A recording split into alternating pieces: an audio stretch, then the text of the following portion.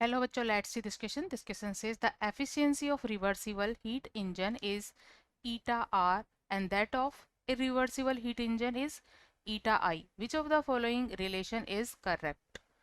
A.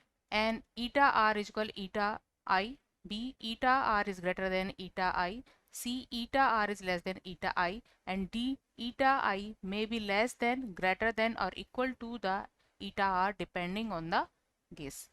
Key concept for this question is heat engine capacity. Heat engine capacity. Key concept for this question is heat engine किसी भी process में release energy को work में convert करता है, तो release energy का maximum part, जितना मैक्सिमम पार्ट वर्क में कन्वर्ट कर सके, ये इसकी एफिशिएंसी कहलाती है. सो रिवर्सिबल प्रोसेस के केस में,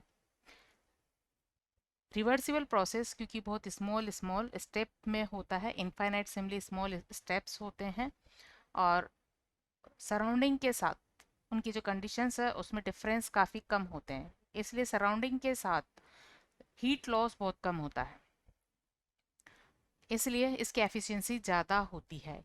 की concept is heat engine efficiency या efficiency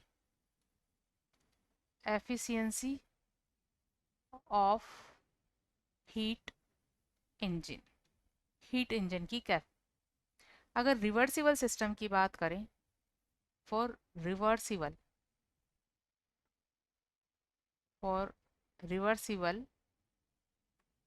heat engine,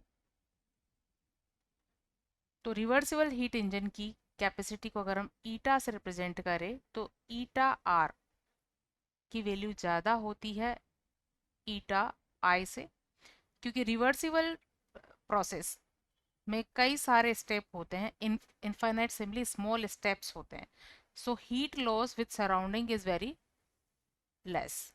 heat loss with its surrounding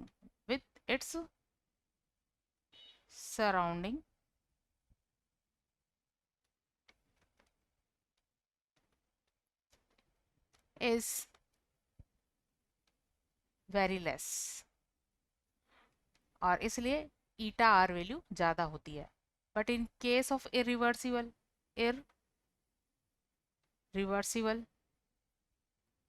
heat engine जिसकी एफिशिएंसी को ईटा आई से रिप्रेजेंट करते हैं, ये कम होती है then eta are.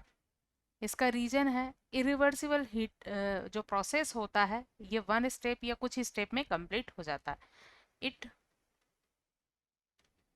Completes in one और वेरी फ्यू स्टेप्स और वेरी फ्यू स्टेप्स में ये कंप्लीट हो जाता है. तो इस केस में हीट लॉस ज़्यादा होता है. हीट लॉस इज ग्रेटर, सो इसकी कैपेसिटी कम होती है. So your right answer of this question is B. Eta R is greater than eta I. Hope you understood it well. Best of luck.